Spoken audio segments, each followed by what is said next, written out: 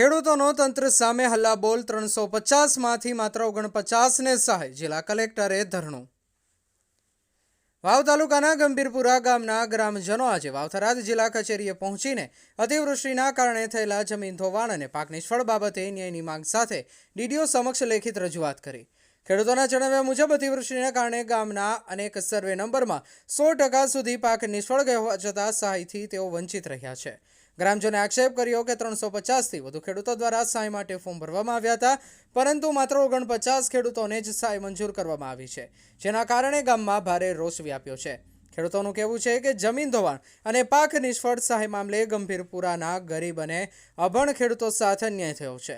ગ્રામ પંચાયતના તલાટી તથા જવાબદાર હોદ્દેદારો પર સાચા ખેડૂતો સાથે ભેદભાવ રાખી વહાલા દવલાની નીતિ અપનાવવાના ગંભીર આક્ષેપો કરવામાં આવ્યા છે। આ ઉપરાંત ખેડૂતોએ જણાવ્યું કે સરકારી યોજનાઓ અને વિકાસ કાર્યો અંગે ગામ લોકોને પૂરતી જાણ કરવામાં આવતી નથી। ખેડૂતો સાથે થયેલા અન્યાય અંગે જવાબદાર તલાટીની બદલી તથા યોગ્ય કાર્યવાહી કરવાની માંગ સાથે તંત્રને રજૂઆત કરવામાં આવી।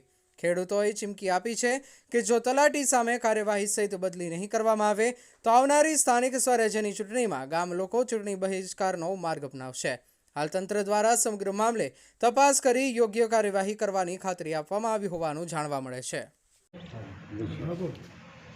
ગંભીરપુરામાં સાહેબ ફોર્મ ભરેલા નથી અને ભર્યો પણ નથી। હું પોતે ગયો તો ફોર્મ ભરવાનું ના પાડ્યું કે બંધ થઈ ગયું છે, બરોબર। અમે પાછો આવ્યા અને અડધો લોકોને ભર્યો અને અડધો લોકોને ન ભર્યો, બરોબર। 50 જણાનો ભર્યો અને 200-250 ખેડૂત રહી ગયા। હવે એમનું સાહેબ તમને વિનંતી આલો છું, નમસ્કાર સાહેબ, એનો નિર્ણય લેશો તમે?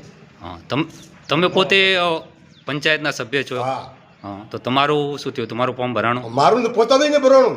એનું કારણ શું? હવે ભાઈ કે આ બંધ થઈ ગયું છે। તો તમારી માંગ શું છે? અમારી માંગ તો એવી છે કે આ બધા ગામને પૈસા મળવા જોઈએ ને આ મોકો છો।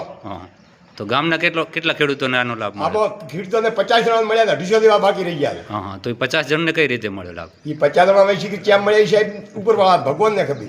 તો તમે કેમ રહી ગયા? અમે તો રહી ગયા। એનું કારણ?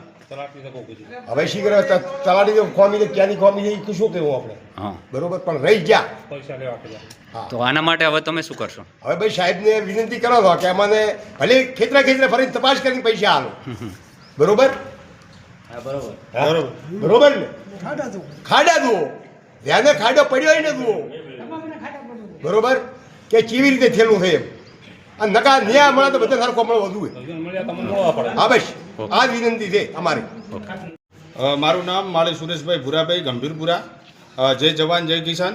આજ રોજ સાહેબશ્રીને મળવા માટે તમામ ખેડૂતો સાથે આવવું પડ્યું છે।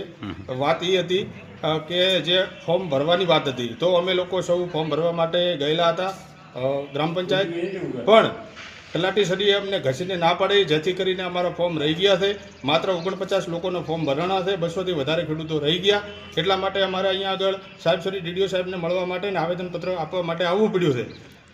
તલાટીશ્રીએ અમારી સાથે ખૂબ વિશ્વાસઘાત કર્યો છે, અમને એક પણ ફોર્મ ભરવા દીધું નથી। રહી વાત અમારી ગ્રામ પંચાયતનું ખાતમુહૂર્ત જે 30 તારીખે કરવાનું હતું, તો 29 તારીખે આવી અને પોતે જાતે ખાતમુહૂર્ત પણ કર્યું। અમને ગ્રામજનોને કે આ ખેડૂતોને કોઈને કીધું નથી, ભાઈ નથી કીધું કોઈને, બરોબર, એટલે પોતાની મનમાની ચલાવે છે।